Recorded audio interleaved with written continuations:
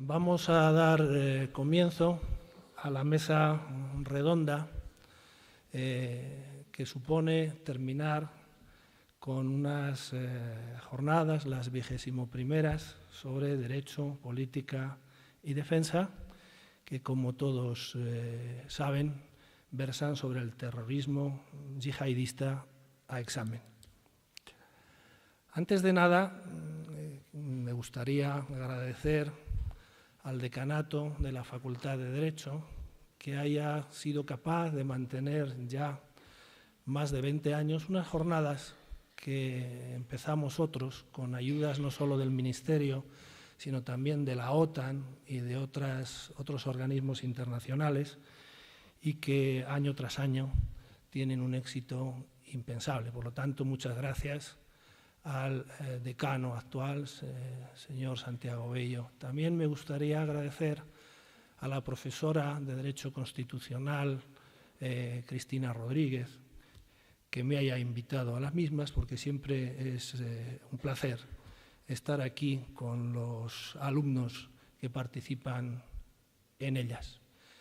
Y aunque el último agradecimiento es para todos ustedes, pues me gustaría agradecer a los alumnos de la Universidad de Burgos, a los alumnos de la Universidad Católica de Colombia, a los alumnos de la Universidad de la Experiencia y a otros alumnos que hoy nos acompañan, el esfuerzo que hacen de venir aquí y ver con nosotros a tres espadas que van a dar realmente una buena faena esta tarde sobre el tema que nos ocupa. Gracias también a ellos por haber dispuesto de su tiempo y venir aquí a Burgos, que no es fácil, porque nos quedamos un poquito ya a desmano en las comunicaciones que se han diseñado estos últimos lustros aquí en España.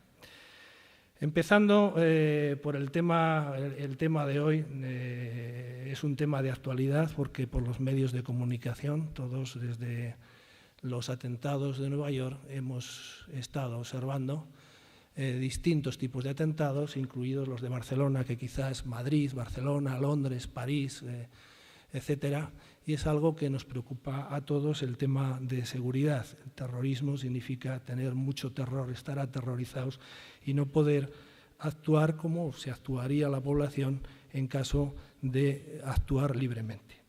Bien, yo no voy a entrar en conceptos que ya se dijeron ayer y voy a ágilmente ir dando la entrada a cada uno de los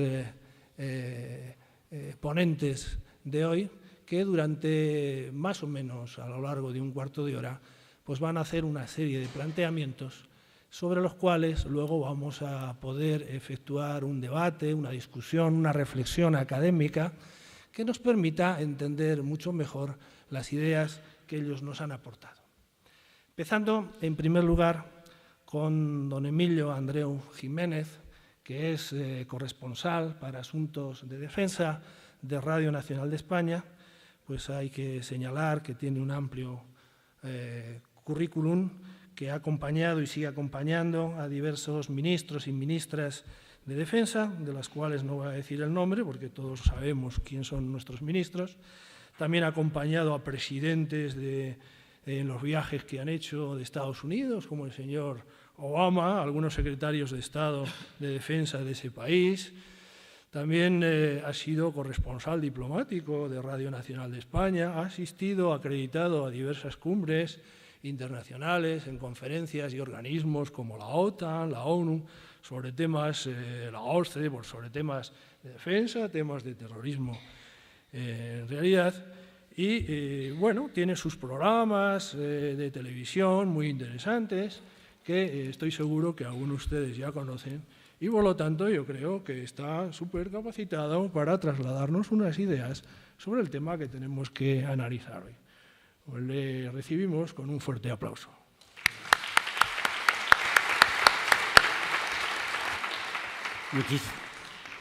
Buenas tardes, muchísimas gracias por la presentación y merecida como siempre el que nos ponderen.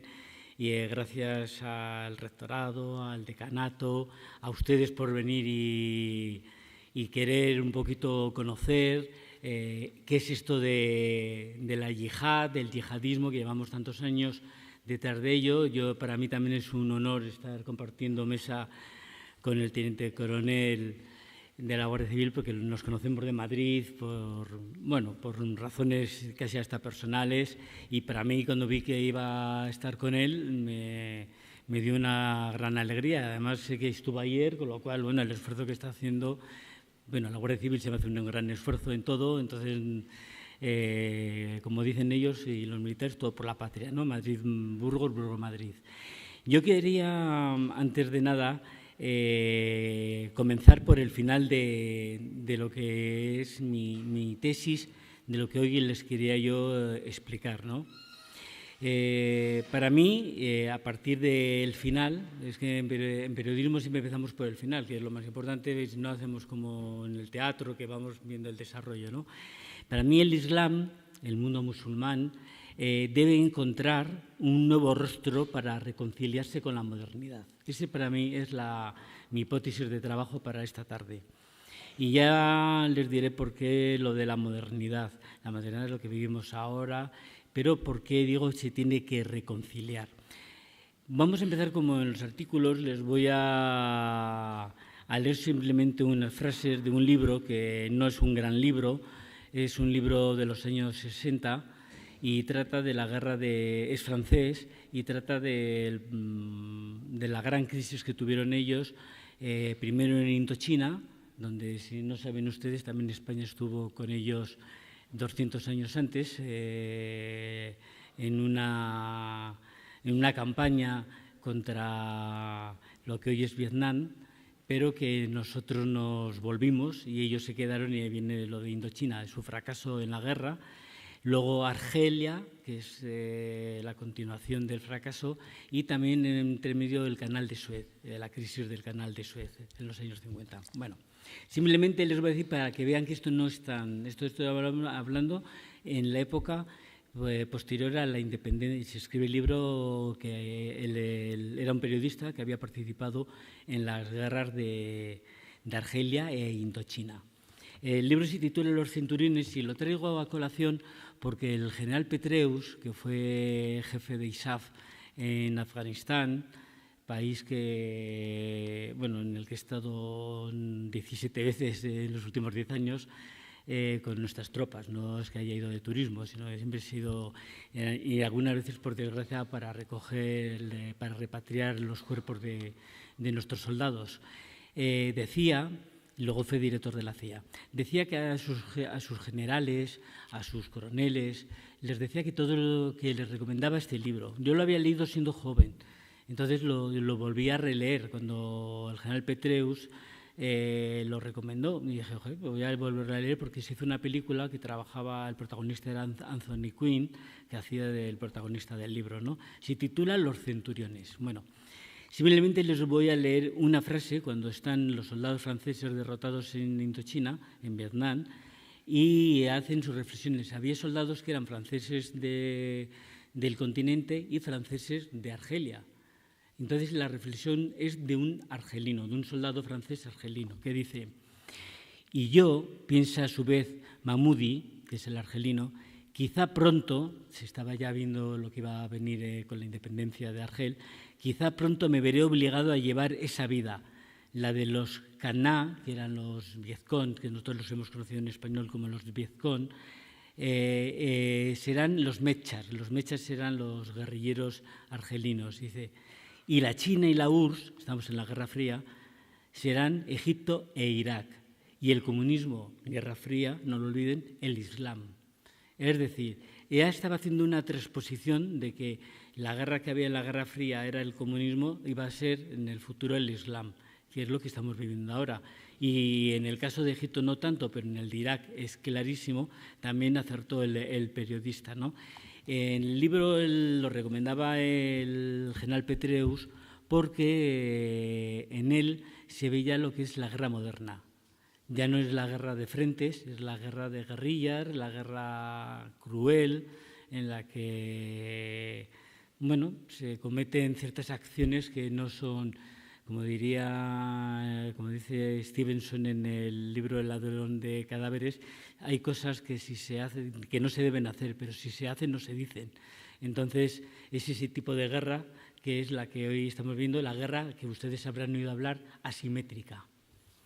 Bien, pues en esas estamos, con el Islam ya como eje de nuestros temores, ¿no? Y como instrumento es la yihad. La yihad, que es el terrorismo y la lucha armada, que ellos llaman, pero que para nosotros es terrorismo.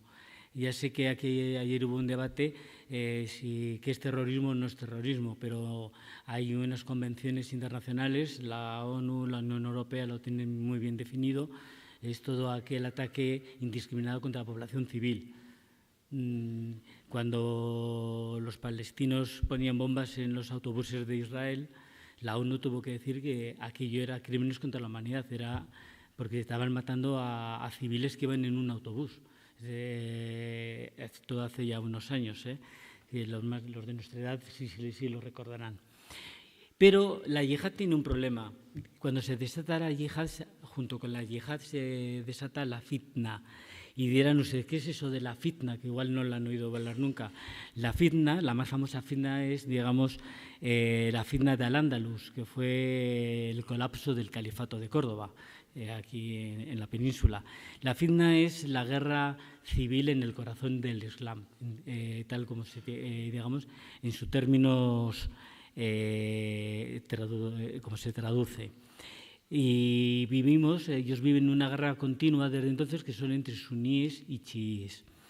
Los suníes, que igual el profesor ayer les pudo comentar, que siguen el barbarismo, que es el que potencia Arabia Saudí, y los chiíes, que es el que busca una interpretación del Islam tras haberlo estudiado. Es decir, que para llegar a... Por eso los suníes montan una mezquita en cualquier sitio y los chiíes solo pueden ser auténticos doctores en la religión coránica, ¿no? En la religión del Corán y conocer el Corán.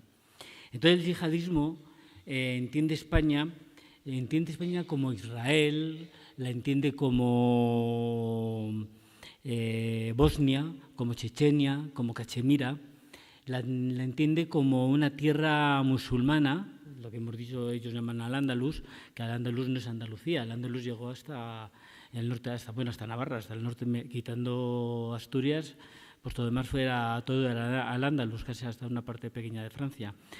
Y es una tierra para ellos usurpada por los impíos que somos nosotros, a los que es lícito matar sin tener que dar explicaciones a nadie. Por eso lo del terrorismo. Soslayan, por cierto, que antes de que llegaran ellos en el 711 estaban los visigodos, que habían llegado en el 476 cuando colapsa el Imperio Romano, también aquí. Entonces, digamos que tan invasores son ellos como nos llaman a nosotros invasores del territorio.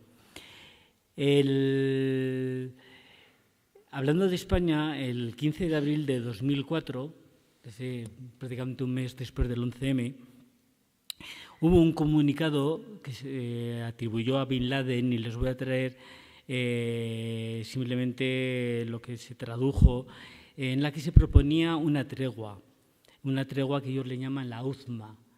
Dice una tregua, esto es entre comillas, que es lo que decía el comunicado, a nuestros vecinos del norte del Mediterráneo, porque si los estados aliados de Norteamérica en Irak retiran sus tropas, después de los signos positivos mostrados por los acontecimientos recientes y los sondeos de opinión que indican que la mayor parte de los pueblos de Europa desean la paz, nosotros les ofreceremos una suerte de armisticio, es decir, lo que ellos llamaban dar el kurf, es decir, un pacto. Es lo que llaman los musulmanes en geopolítica musulmana era el pacto en la que no se hacía la yihad en esos territorios. Evidentemente estaban hablando de España, de cuando España retiró cuando el gobierno de España retiró de Irak las tropas. Obviamente ningún país hizo caso. Por eso, pero ese comunicado atribuido, vuelvo a insistir, a Bin Laden, ya hablaba de que casi nos perdonaban la vida si pactábamos con ellos, ¿no? Ese dar el kuf. Esta alusión que hace a las tropas españolas, que por cierto para las tropas españolas fue bastante penoso, salió sin ningún problema, el general Kohl hizo un repliegue o retirada, según se vea, ejemplar, pero los americanos insultaron a nuestros soldados cuando se iban. Como bien saben los militares, que los soldados no tenían nada que ver con la decisión política. Se fueron porque les dijeron que se tenían que ir, igual que habían ido porque tenían que ir.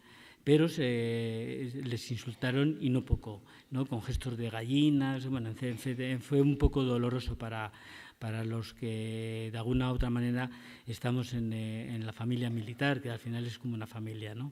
Porque los militares están en estos momentos, estamos luchando contra el Daesh nosotros, no con tropas directas, como hace Francia, que tiene 3.000 soldados en el norte de África, en Mali, aunque es una guerra que no es de frente, sino que va moviéndose conforme va haciendo el tiempo.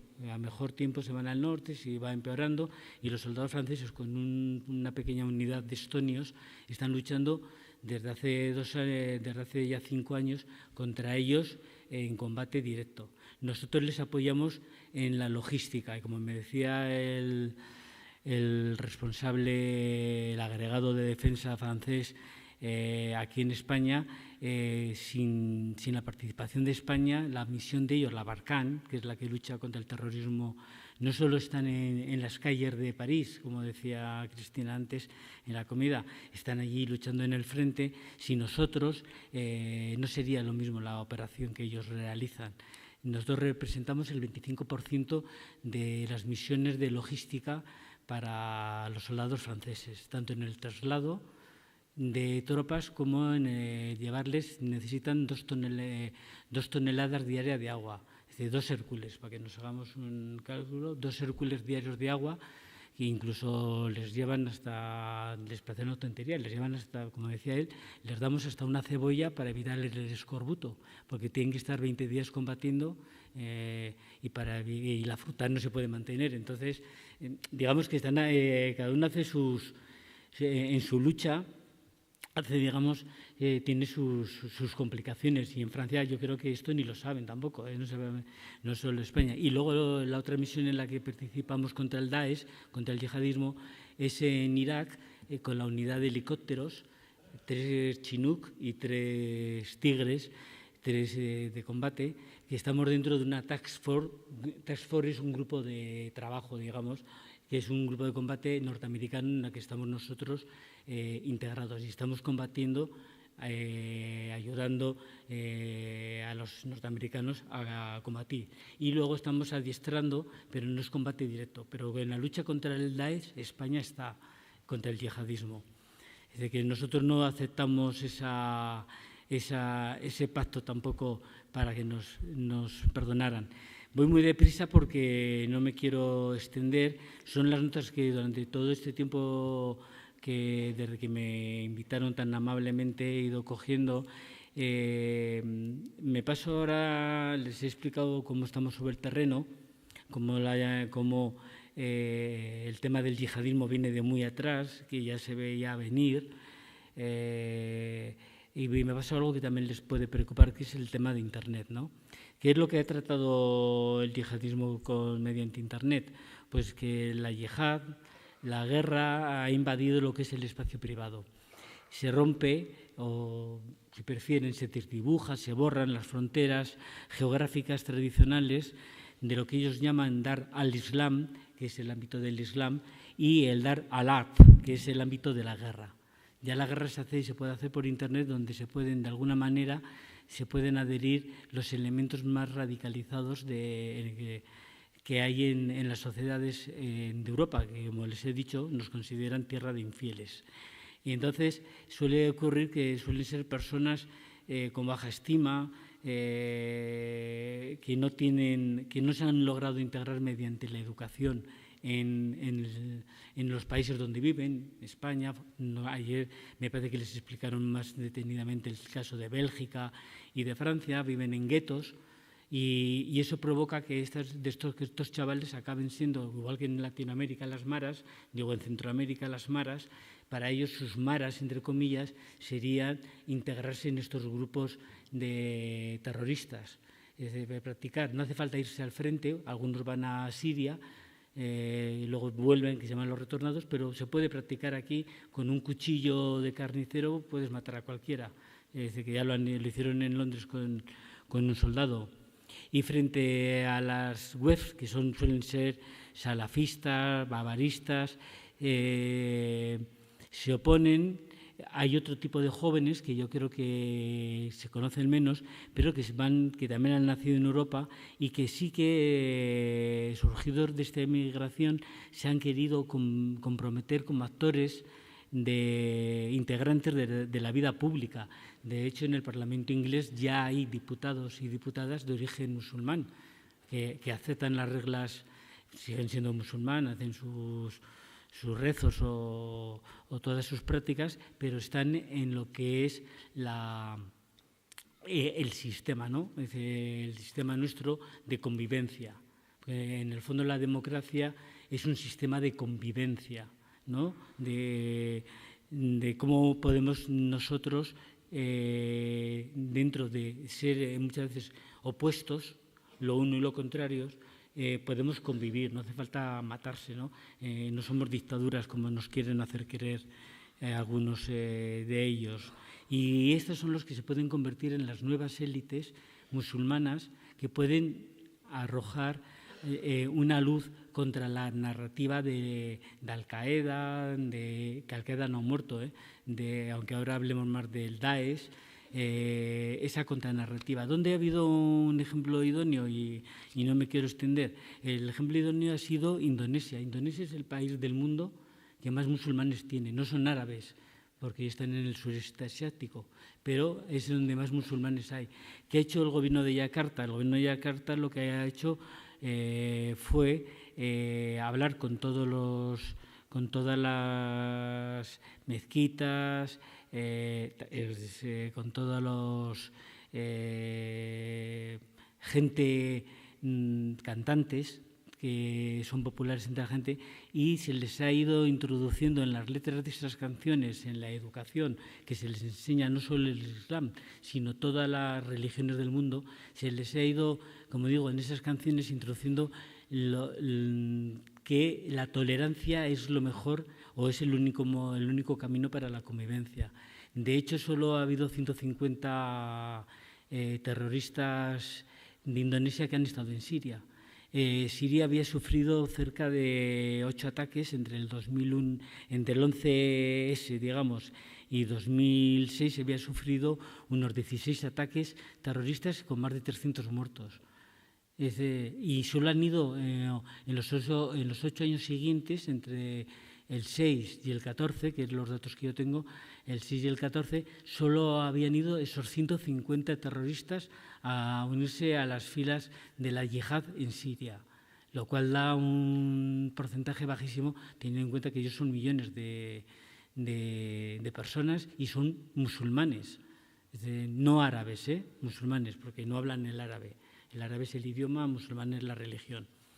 Entonces, ese es el camino por donde nosotros, yo creo que debemos seguir, para eso que les decía al comienzo, que bueno, es una idea que como otra cualquiera, pero que les decía esa reconciliación con la modernidad, porque ¿dónde se quiebra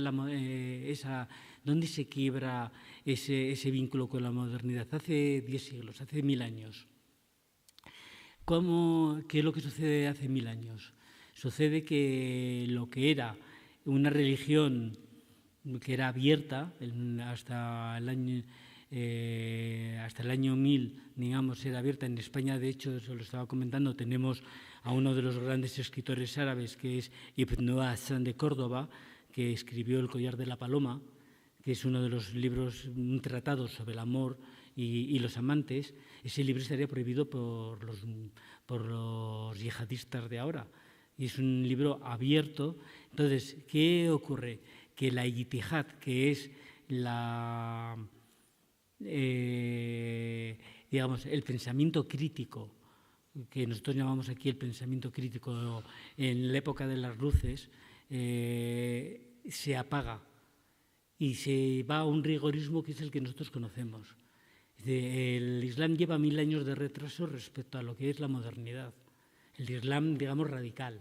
El Islam de la yihad, el Islam de Al-Qaeda, el Islam que hacen practicar a los demás.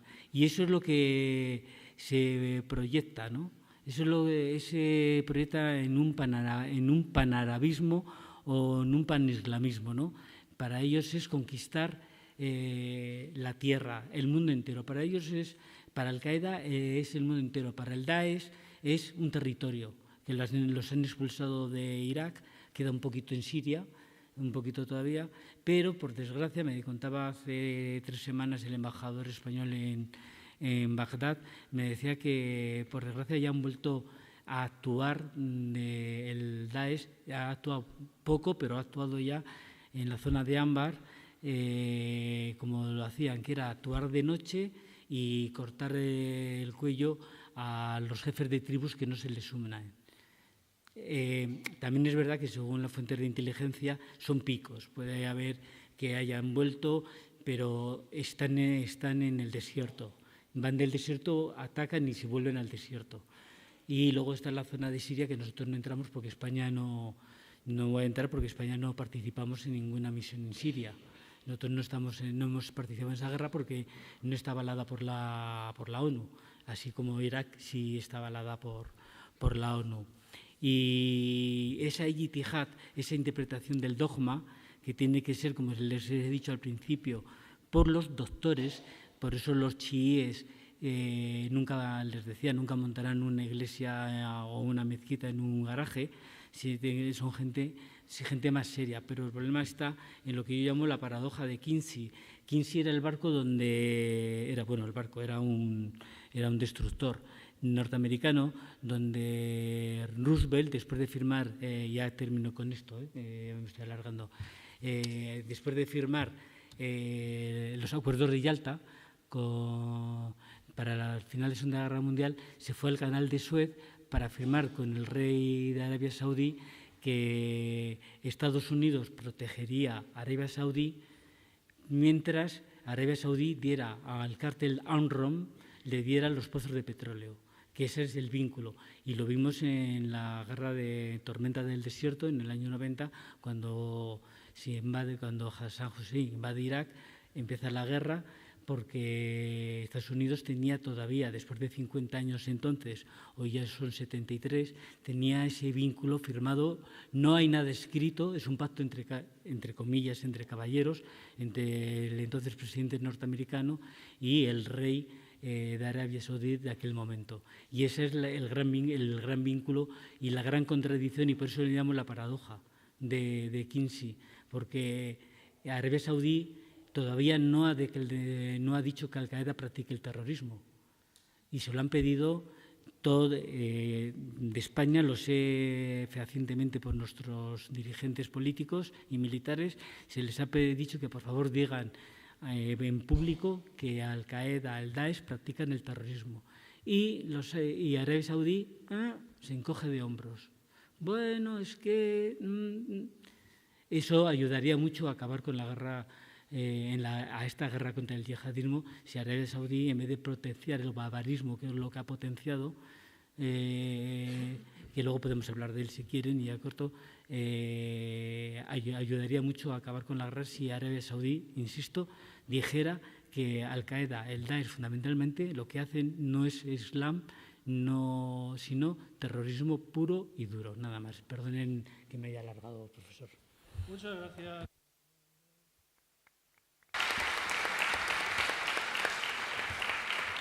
Muchas gracias, señor Andreu, por el relato cronológico que nos ha dado, la importancia de la lucha contra el Daesh de las Fuerzas Armadas Españolas, el tema de Internet y acabando con la paradoja que acaba de decir de Kinsey.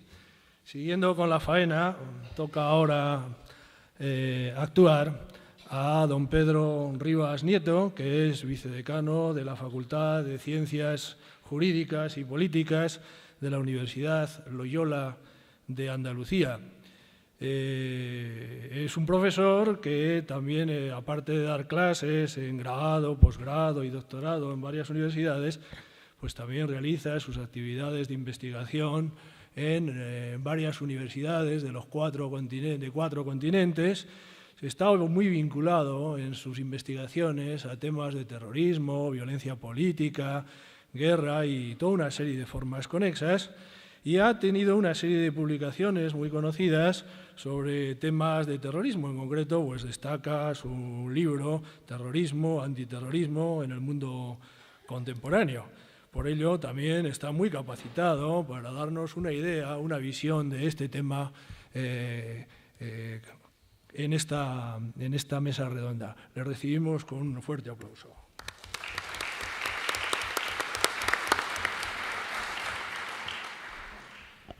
Pues muchas gracias por la amable presentación. Uno nunca se reconoce en estas alabanzas, ¿verdad? Porque habitualmente cuando uno lo loan de esta forma, pues hablarán de otro, no están hablando de mí. Soy un tipo corriente de andar por la calle, ¿no?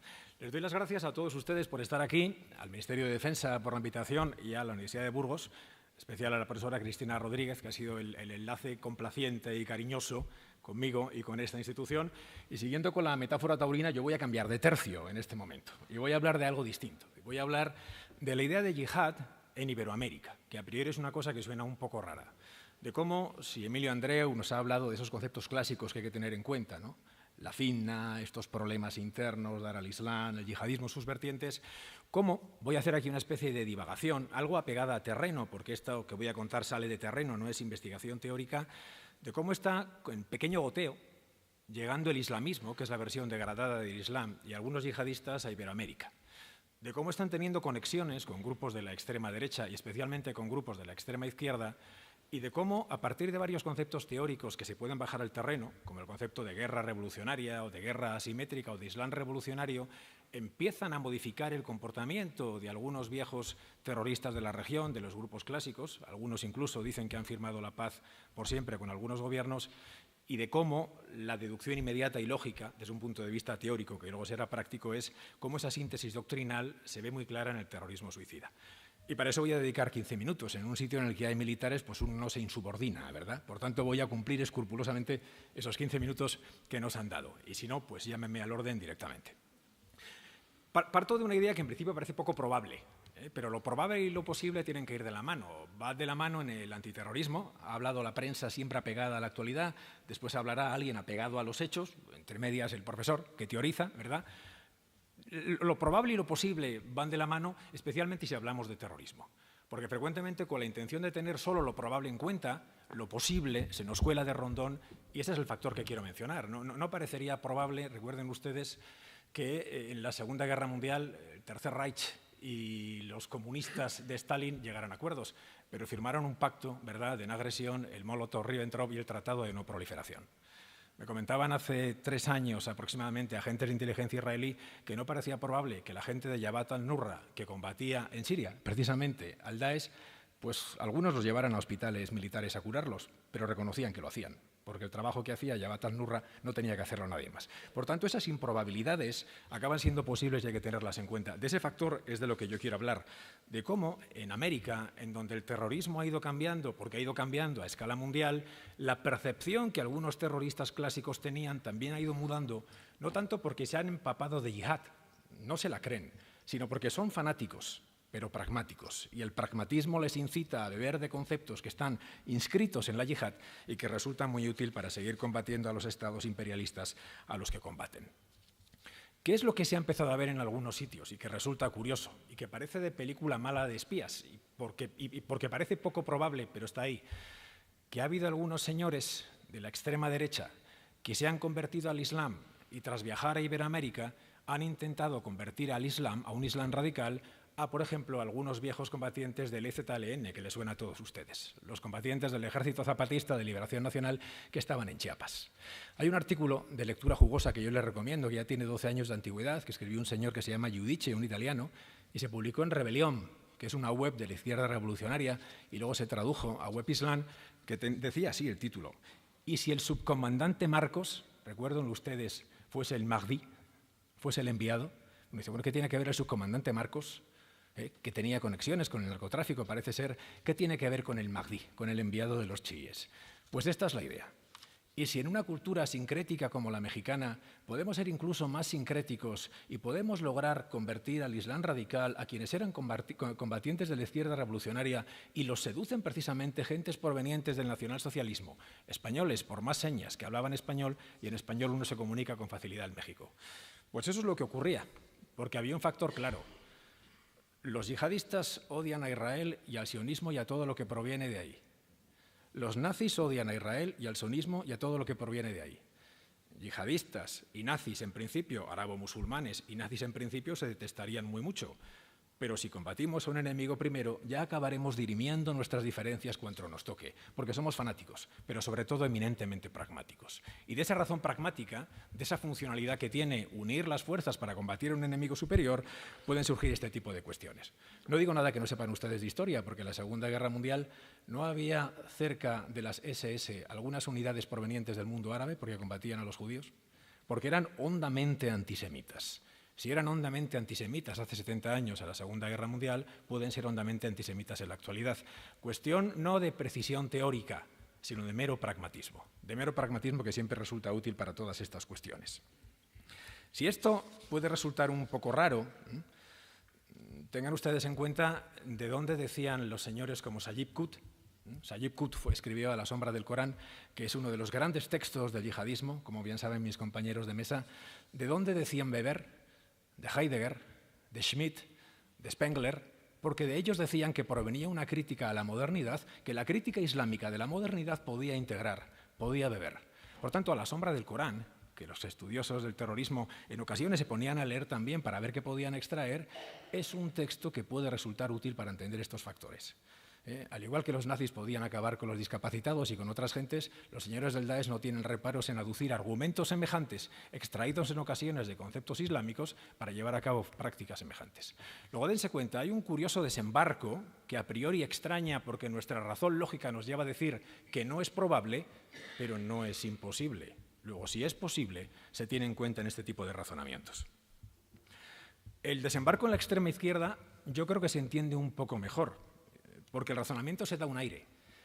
Si se cae el muro de Berlín y la Unión de Repúblicas Socialistas Soviéticas ya no es un enemigo geopolítico, sino que ha perdido la batalla frente a las democracias liberales y capitalistas, el internacionalismo revolucionario, no sé si está muerto, pero está debilitado. ¿Qué podemos hacer? El islamismo puede ser una fuente a la que agarrarse.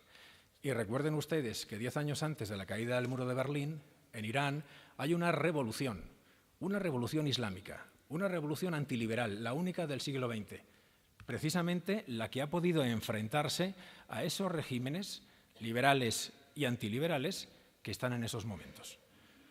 Podemos, dirán esos señores, adherirnos a esos razonamientos, a esas tesis, porque del islamismo extraemos fuerzas y conceptos que hoy en día pueden resultar anacrónicos. Tengan ustedes en cuenta que estoy hablando antes de eso que hemos dado en llamar el socialismo del siglo XXI o el socialismo bolivariano, que va a reactivar cierta izquierda revolucionaria también. Pero en ese periodo entre el surgimiento del socialismo bolivariano y la caída del muro de Berlín, de ese fracaso de la gran potencia comunista y de su ideología, hay gente que va a beber de esta fuente. ¿Qué ocurre? Que tengan en cuenta un factor. Las religiones monoteístas son todas universales. El judaísmo, el cristianismo y el islam. La más expansionista de todas ellas, por motivos que a mí me vienen grandes, porque yo no soy teólogo, es el Islam. Y los grupos terroristas religiosos más potentes de la contemporaneidad son islámicos. No estamos diciendo que el Islam sea terrorista, sería esto una atrocidad, sino que de los grupos terroristas religiosos, los más potentes y los que tienen mayor letalidad en sus operaciones, en sus actos terroristas, son todos ellos islámicos. ¿Qué ocurre? que los terroristas islámicos, dirán estos revolucionarios, no son la vanguardia armada de una clase proletaria, o no son la vanguardia armada de una población que quiere redimirse y separarse de un Estado, pero tienen una potencia discursiva y una potencia de acción que nosotros podemos asumir. Luego, la violencia yihadista, el concepto de expansión que está implícito en el yihad, lo podemos asumir. Claro, el razonamiento, lo hablábamos justo antes de comenzar, podía ser a la inversa. Dice, oye, ¿y no sería posible que a los yihadistas se les pegara el viejo internacionalismo revolucionario? Sería posible, pero la experiencia en terreno demuestra que no lo es. Con los viejos revolucionarios con los que uno habla en ocasiones, que conocen esto del yihad y tratan con algunos grupos terroristas, reconocen que no se islamizan del todo, pero beben de la fuerza expansiva del yihad. Con los que sí dicen ser yihadistas, y les hablo de gente con la que he tenido que tratar, de Hamás o de Hezbollah especialmente, siendo Hezbollah mucho más, entiéndame usted lo que voy a decir, más prudente o más laico que otros, dicen, no, a nosotros no se nos ha pegado nada del internacionalismo revolucionario. Es decir, el salto, que en teoría o metodológicamente podría ser a la par, del yihad a la revolución, de la revolución al yihad, solamente se ha dado en uno de los dos lados. Probablemente porque el concepto de yihad resulta mucho más poderoso. Es más, dense cuenta ustedes que algunos viejos maoístas decían lo siguiente, y les leo una frase magnífica de Roger Navaa. En el siglo XX solo ha habido 4 figuras carismáticas, Nasser, Arafat, Khomeini, y uniendo en él a todas las demás, el jeque Nasrallah, es decir, el secretario general de Hezbollah. Nasser, el viejo revolucionario egipcio que da fundamento a todo lo que ocurre en el siglo XX allá. Arafat, vinculado en origen a la OLP. Khomeini, el padre de la revolución islámica. Y en la actualidad, frase que tiene 10 años, el jeque Nasrallah, el secretario general de Hezbollah. Que, por cierto, no sé si lo saben ustedes, Hezbollah tiene no redes puramente construidas en Iberoamérica, pero sí lo reconocen ellos. Musawi, el jefe de Relaciones Exteriores, dice, tenemos grupos de presión, que es una forma curiosa en la que un señor le dice a un tipo que tiene delante, pues claro que estamos sueltos en América. No tenemos intención de islamizar América, pero si tenemos una serie de redes, tenemos una proyección a escala mundial que nos permite hablar de que a futuro, quizá la contemporaneidad entera se pueda islamizar. ¿De qué beben? Del viejo concepto de guerra revolucionaria, que los militares me corregirán si me equivoco, aunque permítanme que sea muy sintético. En la guerra revolucionaria o se vence o se muere, no hay medias tintas. No hay acuerdos entre el revolucionario. Recuerden ustedes la hermosa frase del Che Guevara. Hasta la victoria siempre. Y es mejor morir de pie que vivir de rodillas. No hay reforma ni acuerdos. O hay victoria o hay derrota. De este concepto de la guerra revolucionaria, de la izquierda revolucionaria, lo que hacen es aplicar ese vigor de continuación de la lucha. Pero resulta que la táctica de guerra asimétrica que aplican los grupos terroristas en zonas en las que han triunfado, y Emilio Andreu hablaba del Daesh, y hablaba de Al-Qaeda, que sigue fuerte en el Sahel, y en el Sahel está parece que venciendo al Daesh, que dice, es que estos tíos en Nigeria la han utilizado con Boko Haram y les sale bien, y en Siria, y en Irak, y en Afganistán, y en las tierras de la yihad, el viejo concepto de guerrilla iberoamericana sería fracasado, porque todas las guerrillas han fracasado o han firmado la paz. Pero resulta que los yihadistas, con su guerra asimétrica, que la llevan haciendo desde el siglo VII o antes incluso del surgimiento del Islam, se puede vencer a estados consolidados democráticos, por tanto imperialistas y nuestros enemigos. Es decir, el Islam puede hacer una teoría islamizada de la revolución y los revolucionarios no islamizar las creencias, pero islamizar el comportamiento táctico mediante esta guerra asimétrica que aplican en el terreno. ¿En qué se sintetiza doctrinalmente este criterio? Pues probablemente en el terrorismo suicida, no porque se esté aplicando, sino porque sería la cuestión natural. El terrorismo suicida es la forma de que el no Estado combata contra un Estado como el Estado no quiere, sino como el terrorista quiere, con una ventaja maravillosa. El adiestramiento es escaso, el coste es residual. Los soldados que tienen que combatir a suicidas tienen miedo razonablemente de perder la vida. Tienen familias, mujeres, esposos, hijos, hipotecas que pagar, como todos nosotros. El terrorista suicida no tiene nada de eso. Si encima uno es capaz de incorporar a la mujer, la ventaja propagandística es notable. Y si es notable, el efecto de ubicuidad que quiere el terrorismo, que no es un razonamiento militar, le da una notabilísima ventaja en las redes o en la cobertura periodística clásica. Y si la mujer no quiere, que suele ser lo habitual, que nadie quiere hacerse volar por los aires, son muy pocos los convencidos de verdad, pues es que es muy barata. Uno la secuestra y la hace volarse por los aires, como saben ustedes que hacía Boko Haram. Uno secuestra chicas las viola y las doma, vende unas cuantas y a otras las hace volarse por los aires. Es la bomba barata, perfecta, manejable. Todo este razonamiento, que a priori suena un poco raro, sería la evolución natural de una progresiva yihadización de los viejos combatientes iberoamericanos.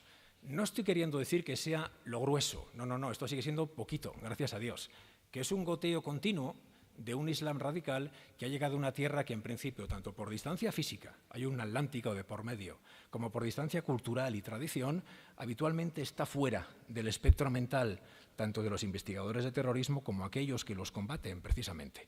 Y a mi entender creo que es conveniente tener este factor en cuenta porque no solamente lo probable es lo que hay que tener en cuenta en estos factores, sino lo posible que en ocasiones en la historia, desgraciadamente, se pone de manifiesto. Y creo, moderador, que he cumplido los 15 minutos y ya me callo en este momento. Gracias.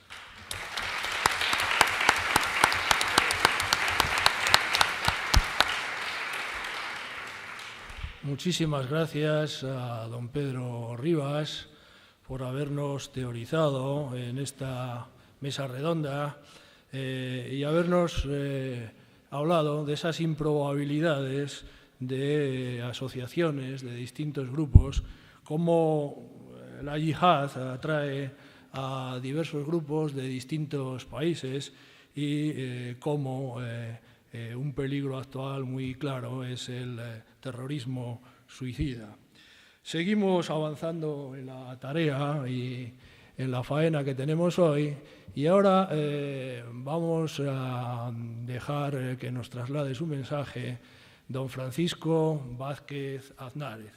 Él es un profesional de la Benemérita con el grado de teniente coronel, es el jefe de la unidad de Centra Especial número 2 de la Jefatura de Información. Es una persona muy formada para estar en ámbitos académicos, porque aparte de los destinos como profesional que ha tenido, pues se ha especializado en numerosos cursos sobre información, sobre policía judicial y otros complementarios que de alguna manera pues le van a incidir en lo que nos va a contar hoy. Por lo tanto, sin más, cedo la palabra a don Francisco José Vázquez con un fuerte aplauso. Bueno, pues muchísimas gracias por la presentación. Muchísimas gracias, os reitero mi agradecimiento desde mi persona y desde la Guardia Civil a la Universidad de Burgos y al Ministerio de Defensa a través de la Subdelegación de Defensa de Burgos por invitarnos para poder estar aquí y no comprendiendo excesivamente que tropiecen dos veces en la misma piedra por invitarme 2 días seguidos, pero bueno, agradecidísimo de estar con ustedes. Y agradecido también de este maravilloso público, numeroso público, que ha elegido estar o ocupar su tarde, unas horas vespertinas, pues oyéndonos de esta manera tan interesante, ¿no?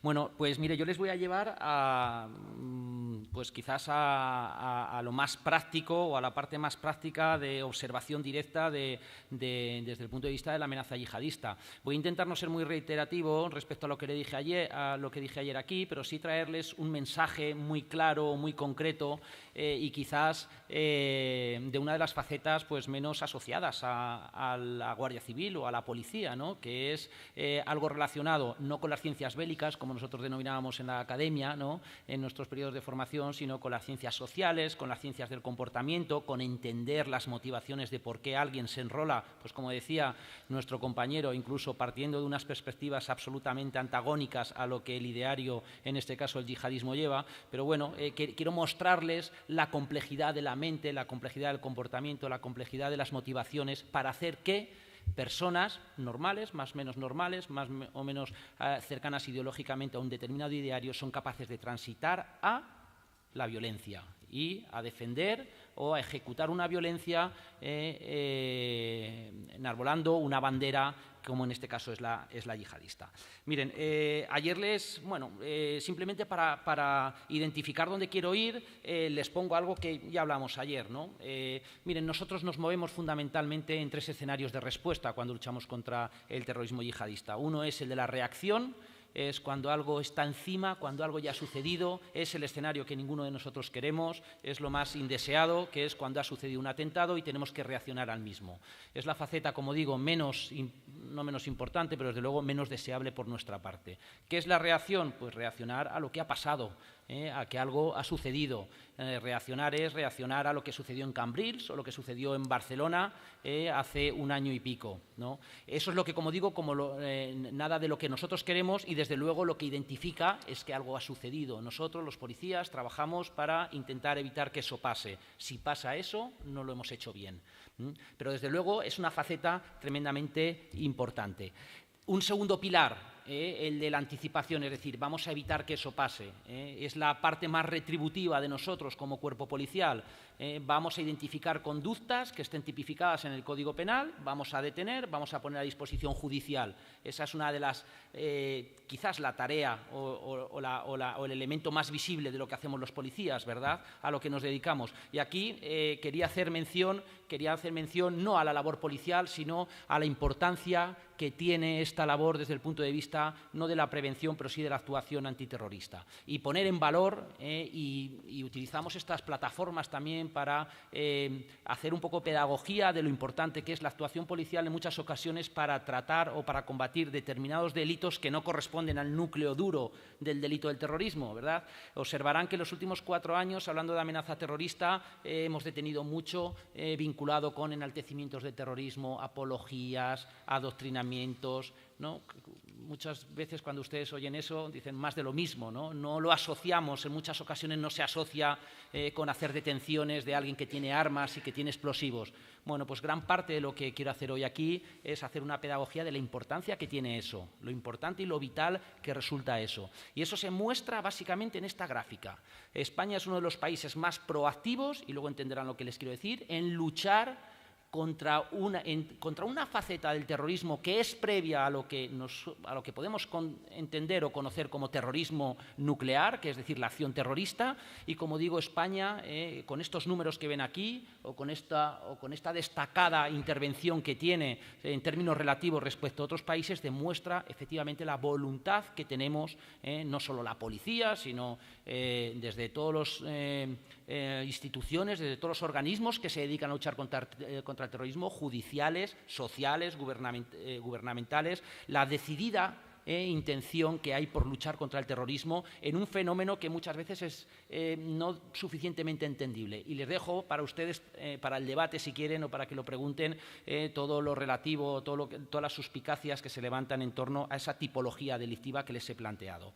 Y finalmente a donde quiero ir, que es la parte más importante de mi intervención y la línea argumental, la prevención. Miren, nos gustaría movernos siempre aquí. Nos gustaría no tener que detener, nos gustaría no tener que investigar gente que efectivamente sus conductas están tan maduras como para querer cometer un atentado. Nos gustaría que en el mejor de los casos persiguiésemos conductas que estén vinculadas con la prevención, es decir, con evitar que alguien se radicalice o por lo menos que su radicalización lleve a la violencia. Y desde el punto de vista de la prevención, que es quizás la faceta menos identificada en muchas ocasiones con los guardias civiles o con los policías, con los uniformados. Es la faceta en la que, además, sin que pretender eximirnos de la responsabilidad que nosotros también tenemos como policías o como servicios de inteligencia en evitar que la gente se radicalice, pero sí, desde luego, una titularidad que compartimos. Compartimos, como digo, una compartición necesaria con colectivos que están cerca de aquellos individuos, de aquellos colectivos vulnerables que pueden ser sometidos a radicalización. Todo esto igual lo van a entender un poquito mejor después ahora, en la siguiente presentación. Pero es muy importante la acción conjunta, esa sinergia que pongo allí de esos colectivos asistenciales, educativos, como digo, asistentes sociales, psicológicos, etcétera, etcétera, que en un momento determinado pueden estar cercano a los círculos donde se está produciendo la radicalización, en los colegios, en cualquier tipo de centro social o incluso en el resto de la población. Importantísimo, importantísimos ustedes. Como decía, no pretendo eximir ningún tipo de responsabilidad sobre la persecución de la radicalización, pero qué importante es la labor que un ciudadano puede hacer. Y cómo de importante es el compromiso de la ciudadanía para identificar que algo raro está pasando a su lado. Miren, los atentados de Barcelona no los evitamos, y no los evitamos fundamentalmente, o entre otras muchas cosas, porque no fuimos capaces de saber lo que estaba pasando en la cabeza de 8 o 10 individuos. No lo supimos nosotros desde fuera y no lo supo mucha gente que estaba muy cerca. Haciendo retrospectiva de lo que sucedió, realizando más de 150 entrevistas, como hemos hecho, de personales sobre ciudadanos próximos, muy próximos a los terroristas muertos y a los detenidos, muchos de ellos no habían identificado signos de radicalización, no habían identificado que estaba pasando algo por la cabeza de esos chicos para querer levantarse una mañana, para haber durante 2 meses y medio fabricado 200 kilogramos de explosivo y querer volar la Sagrada Familia o el Camp Nou, o conducir a gran velocidad por las Ramblas matando a muchísimas personas. Hablábamos con asistentes sociales que de una manera u otra en algún momento determinado habían compartido tiempo y espacio con alguno de estos chicos, con alguno de estos terroristas, y fueron los primeros sorprendidos de que incluso en la interactuación que habían tenido con ellos no haber identificado que algo estaba pasando. Bueno, pero de la misma manera que no fue percibido por todos estos que les estoy diciendo, sí que había gente que, bueno, valorándolo a toro pasado, sí que había identificado, hablo de hermanos, hablo de primos, hablo de amigos de la escuela, que sí que habían identificado que algo estaba pasando sobre estos chicos y que incluso se lamentaban de no haberlo puesto en conocimiento de las autoridades. Bueno, lo que venimos a decir es que es importante que todo aquello que vean, que todo aquello que identifiquen, lejos del paternalismo, de decir qué van a hacer con mi hermano, qué voy a hacer qué va a pasar con mi familiar, mi amigo, si lo denuncio porque creo que se está radicalizando. Pues bueno, pues quiero que entiendan que esa versión de luchar contra la prevención, de comunicar que alguien se está radicalizando, no se resuelve por la vía penal. Lo que se pretende es que esos individuos que están en ese estadio de radicalización puedan serle incorporados o puede serle sometido a algún tipo de tratamiento, a algún tipo de terapia para intentar revertirlo a un proceso de normalidad, si quieren, ¿no? Pues bueno, esta pedagogía que hacemos es tremendamente importante y en el que tiene mucho valor no lo que hacemos los policías, que también estamos detrás, pero evidentemente lo que hacen y lo que pueden hacer ustedes. Y les quiero traer aquí para que lo entiendan mejor, ¿verdad? Miren, aquí hay 3 ruedas, ¿no? Esa primera es, nos podríamos colocar como ciudadanos en cada una de ellas o no. Muchos de ustedes seguramente, como yo, estaremos colocados en la primera de ellas, ¿no? en la de la radicalización, en que ustedes y yo seremos radicales en algún ámbito, ¿verdad? Eso no es delito. Hay gente que va al fútbol todos los domingos y es radical del fútbol. Hay gente que hace otras actividades y es radical de esa actividad. Eso no es delictivo, eso no pasa nada. No pasa nada, no. Eso no es punible, desde luego. ¿Qué es lo que nos preocupa cuando estamos hablando de radicalización, de persuasión o de motivación? Pues es que estos individuos que están en esa bolsa, en un momento determinado, sometidos a esos procesos de radicalización, a esos procesos de persuasión, a esos procesos de motivación, nos pasen a esta otra rueda. ¿Y cómo se hace eso? Pues bueno, pues fundamentalmente con algunas de las cosas que se han dicho aquí, a través, y sobre todo con este fenómeno terrorista, a través de el espacio virtual, a través de Facebook, de Telegram, de WhatsApp, a través de Internet, a través de contactos físicos, evidentemente también, y eso es lo que hace que en un momento determinado un chico que puede estar pensando musulmán o no musulmán, convertido o no convertido, que puede pensar o que puede sufrir esa radicalización interior, en la que no ha expresado ni ha mostrado ninguna voluntariedad de cometer ninguna acción, en un momento determinado nos pase a este otro estadio.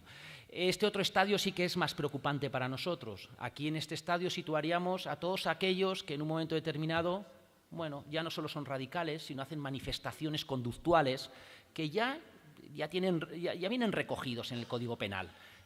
Hablaríamos de enaltecimiento, hablaríamos de individuos que hacen apología, que hacen exaltación de la violencia, que adoctrinan, que se autoadoctrinan, que realizan alguna de estas actividades que, fíjense, porque las coloco allí, lo importantes que son y luego lo van a ver. Estos individuos que están en ese estadio, nos preocupa muy mucho lo que pase cuando ese proceso de radicalización y de incitación, fruto de algún elemento externo o no externo, le empuje a la movilización.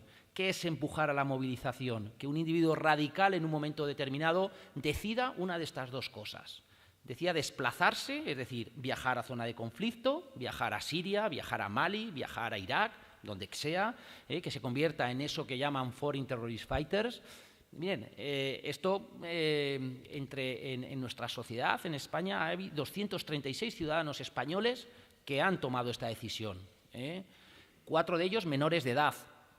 La mayoría de ellos entre 18 y 30 años, y 25 de ellos mujeres, y además moviéndose en la franja de edad más joven. Bueno, que fruto de esa radicalización, como digo, decidieron dar el paso de ir a unirse a la yihad, de combatir, de convivir y de vivir en un Estado regido por la Sharia.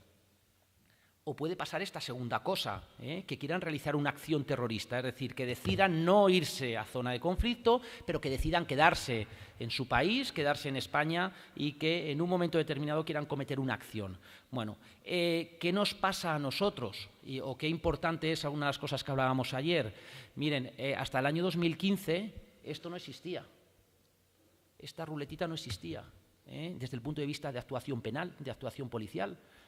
No existían determinadas tipologías delictivas. Ayer hablábamos sobre la tipificación del delito de terrorismo, ese acuerdo de la Unión Europea del año 2017 que establece que los países deban introducir en sus códigos penales esas tipologías, como es en las que les he dicho, enaltecimientos, apologías, etcétera, etcétera. No podíamos luchar contra ellas, con lo cual penalmente y policialmente muchas veces cuando queríamos actuar sobre un individuo ya estábamos aquí, y estar allí supone que no tengamos tiempo de reacción. Los procesos de radicalización o los procesos por los cuales un individuo decide cometer una acción en el terrorismo yihadista son cuestiones centesimales, son cuestiones de minutos, son cuestiones de días, son cuestiones que no responden a la observación. El equipo operativo que está en la calle vigilando un sujeto de estos se cree que lo deja por la noche durmiendo en su casa y al día siguiente sale y sin haber aparentemente existido un elemento que motive su actuación, sale por la mañana y con un arma blanca, con un coche, con un camión, pues comete una acción.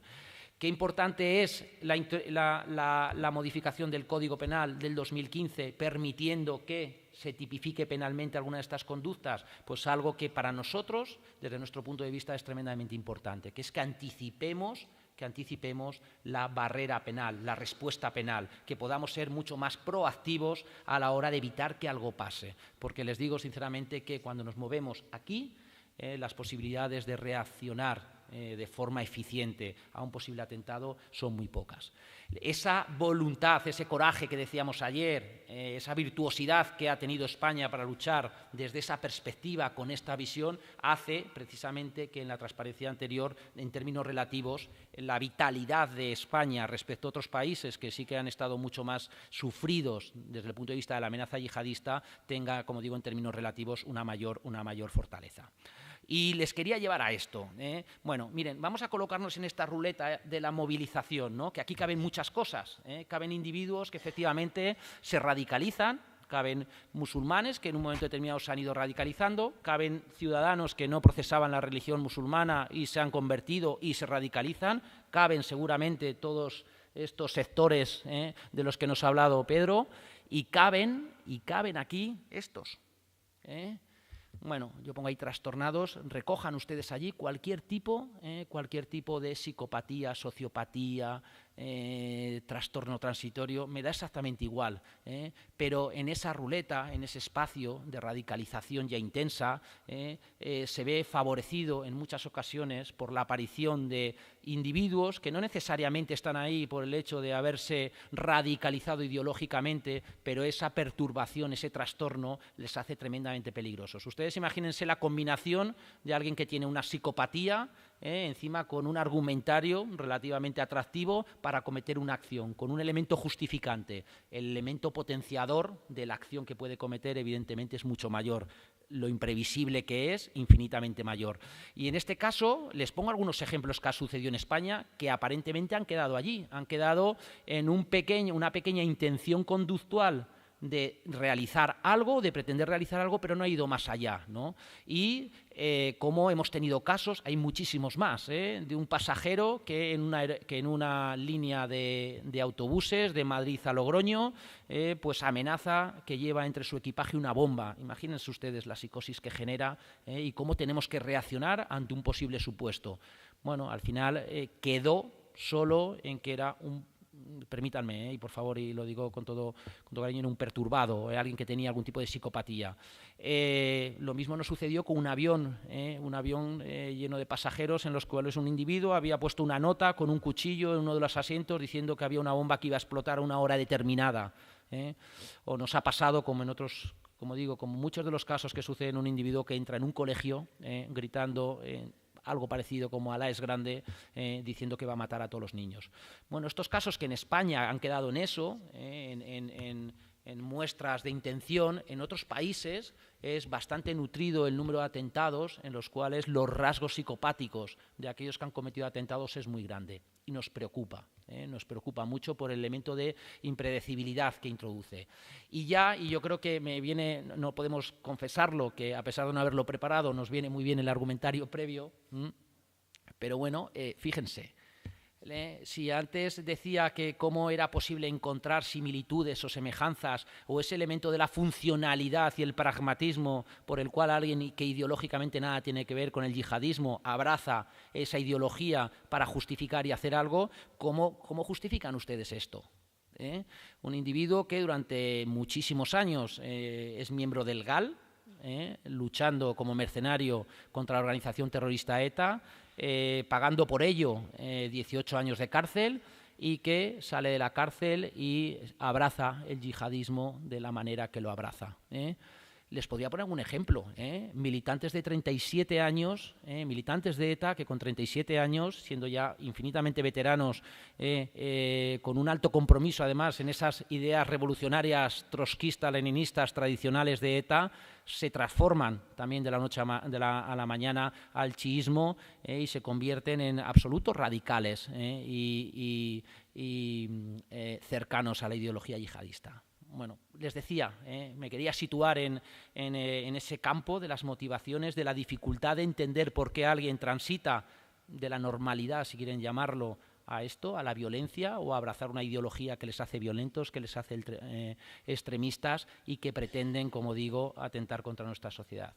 Y todo esto venía al hilo de lo importante que son ustedes, de lo importante que es la colaboración, de lo importante que es entender que el yihadismo no solo es una cosa de policías, de guardias civiles, de militares, de servicios de inteligencia, sino que tiene que haber un compromiso de todos, de toda la sociedad en general y de toda ustedes en particular, y esto lo ponía ayer, es muy representativo de lo que queremos y de lo que pretendemos, y quédense con esta idea. Bueno, muchísimas gracias.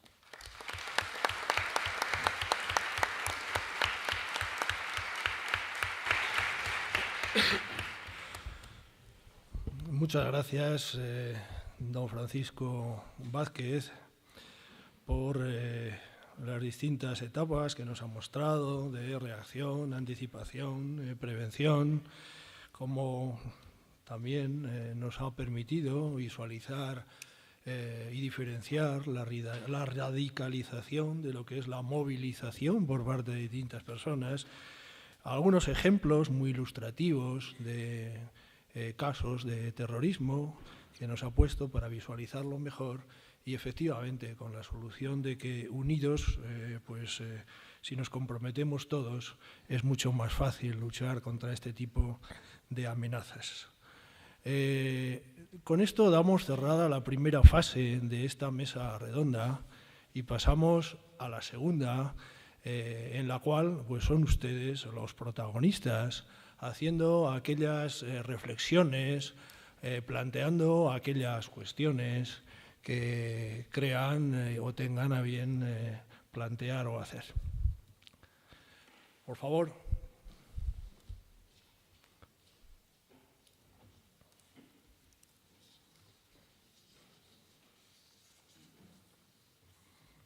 Buenas tardes. El título de estas ponencias ha sido el examen, o sea, el yihadismo examen. Bien, cuando un paciente, un enfermo va a un hospital, lo primero que hace este facultativo es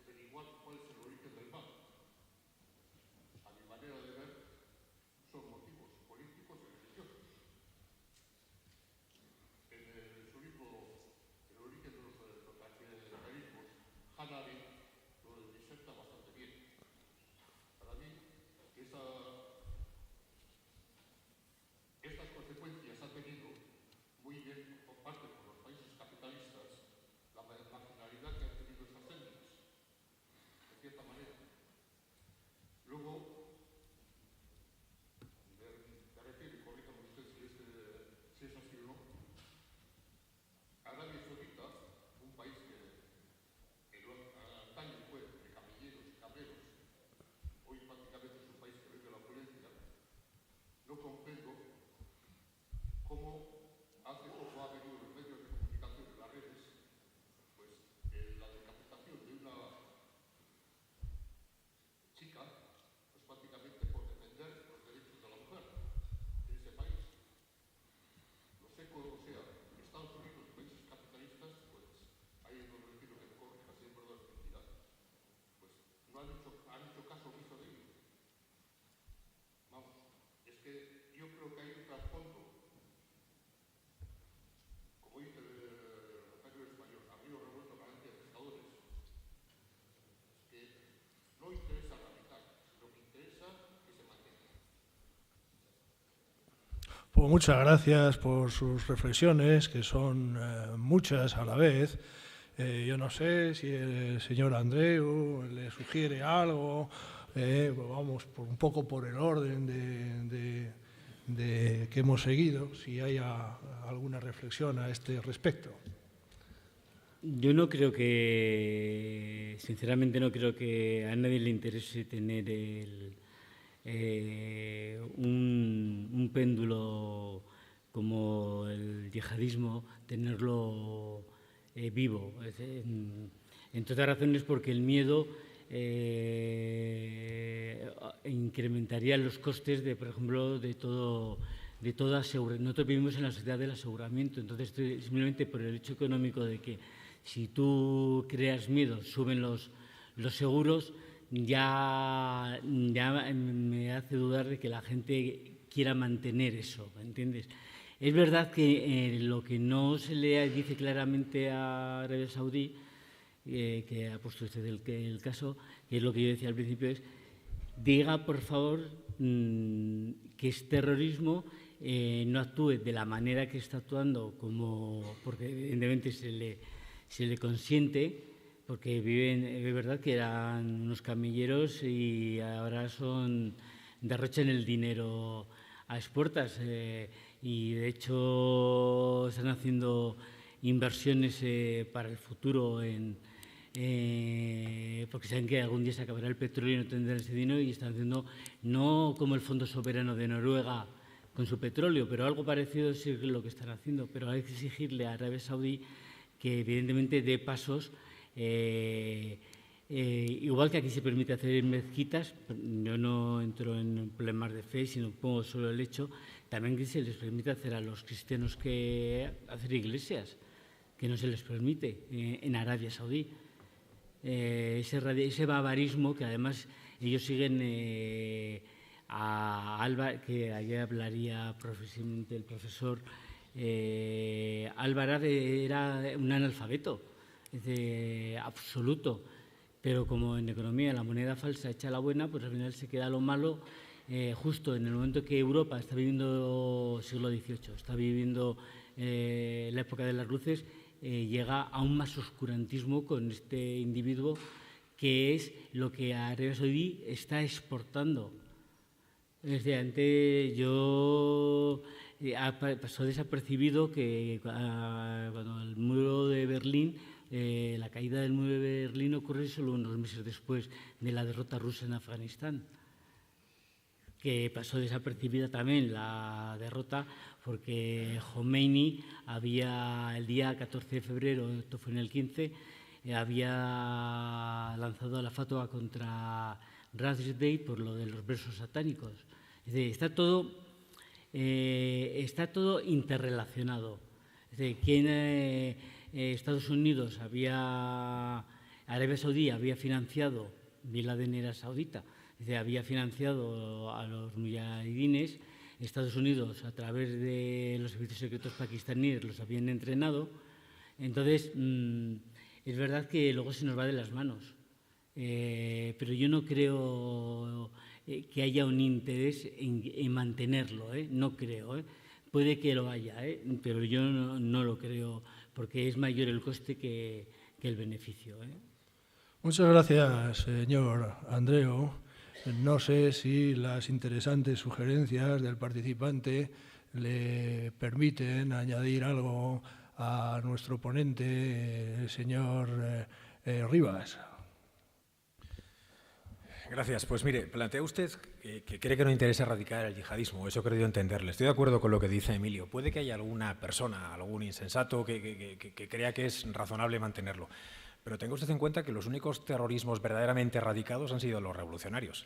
Las Baader-Meinhof, las Brigadas Rojas, las células combatientes belgas, acción directa, es decir, aquellos que carecen de base social. Los terrorismos sino-nacionalistas, piensa usted en ETA, aunque tenía la vertiente revolucionaria, pues uno los achica o parece que los elimina, pero nunca puede garantizar que eso no pueda resurgir en el momento en que esa pasión emotiva que parecía originar aquello sigue viva. En el caso del terrorismo de carácter religioso, que además aspira a islamizar la contemporaneidad, a lo máximo que uno va a poder llegar, de momento, sería eso, a menguarlo, a achicarlo. Y por mucho que lo menguara, siempre habría bolsas. Por tanto, no creo que se deba a un interés de mantenerlo, sino a que no es posible acogotarlo, que es probablemente lo que el grueso de los estados querían.